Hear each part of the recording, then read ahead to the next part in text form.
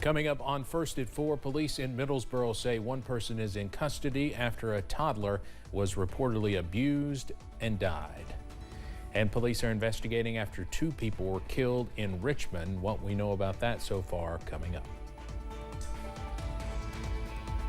Plus, things are feeling much nicer out there to close out the month of July. The very latest on the comfortable temps coming up as Mountain News First at 4 starts right now. Dedicated to Eastern and Southern Kentucky, this is WYMT Mountain News First at 4. Good afternoon, I'm Steve Hensley. First at 4, there's a big shakeup for Kentucky's Department of Education.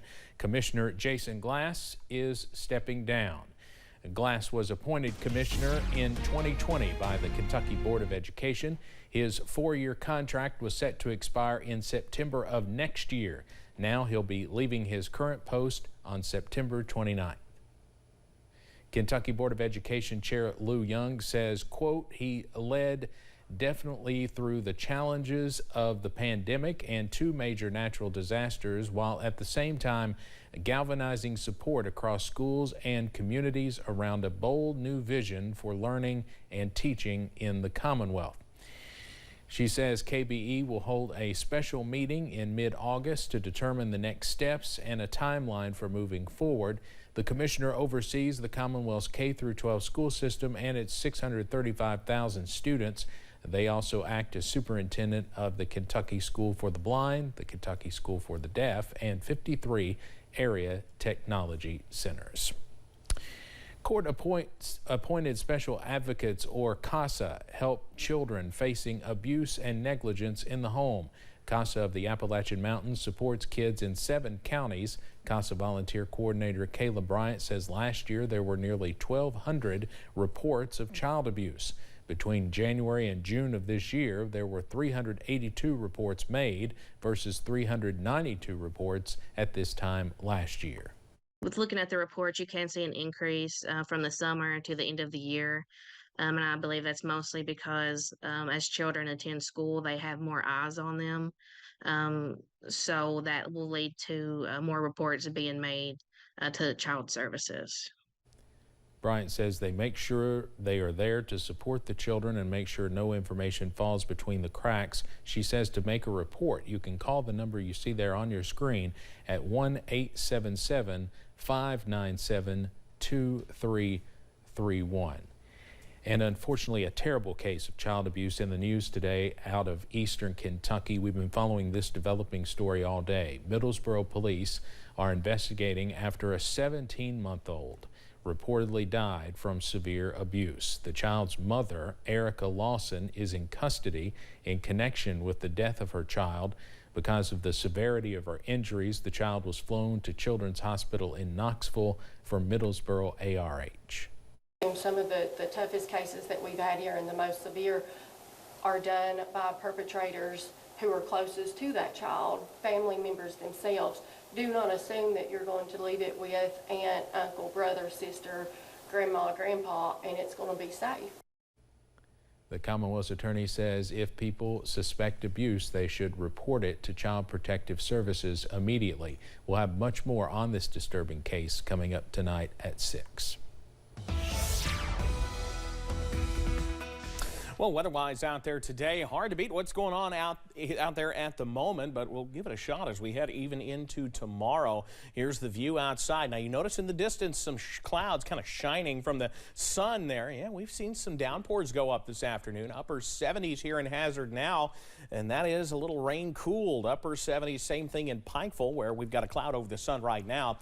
We'll continue to keep an eye on those. Upper 70s here in Hazard, where we've seen a little rain. Same thing Prestonsburg and Pikeville. Elsewhere, low to mid-80s out there. 80 in Jackson, 86 apiece in Manchester and in Somerset. 88 right now in Jacksboro. Factor in the dew points. It's not too terribly humid outside. It is a little muggy. You'll feel it, but you won't need oars to walk to the car out there. We have seen a few downpours. In fact, we'll zoom in on a couple. These little outflow boundaries have sparked some downpours, but they haven't lasted that long. One on top of Cumberland right now, one south of Whitesburg, and those will continue to kind of push out of the region as we head through the next little bit. So if you're maybe Headed out to grill tonight. Not too bad. Very, very nice with those low 80s and eventually into the upper 70s as we head through tonight.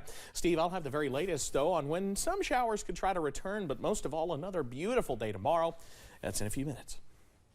All right, Evan, thanks. A murder investigation is underway in Richmond. Police say a double homicide occurred in an apartment complex just after 10 o'clock Saturday night. It's a neighborhood people say is usually quiet. Julia Sandor has more on the situation.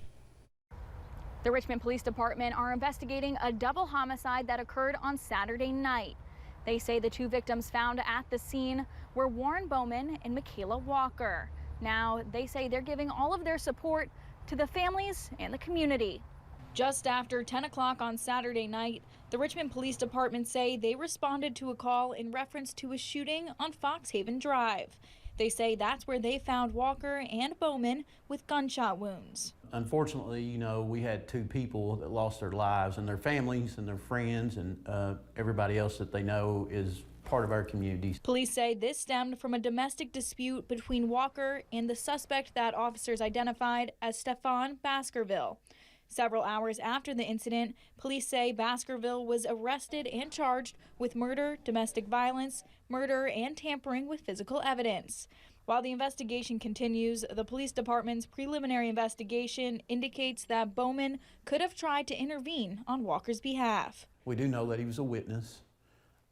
So, you know, that's just tragic all the way around when someone tries to help someone else and something ends up happening to them.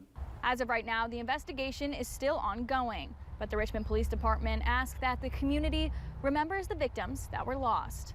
In Richmond, Julia Sandor, WKYT. Baskerville is being held at the Madison County Detention Center. A young Louisville shooting survivor says she is confident she will walk again. It happened on Interstate 65 near the Outer Loop. Onyx was in the car with her family when a group of people on motorcycles started following them. At one point, shots were fired. One round went through Onyx's spine. While her family is still waiting for answers from police, Onyx said she still remembers the traumatic moments of the shooting. Because I got shot in the back and I'm a little bit scared to get in the car. Brings back the memories. What I would like to see happen is them be arrested. It's been 20 days, and the person or the people that are responsible for this life-altering event that has happened to my innocent child are still out there living their life. Police have made an arrest in the shooting, but that person is not facing charges for anything related to Onyx. Coming up on First at 4, the Mar-a-Lago property manager charged with conspiring in the classified documents case against former President Trump faced a judge today. What happened? And yet more sunshine on the way tomorrow. How long that nice weather lasts coming up. Martial arts is my passion. I work out whenever I can. But with my moderate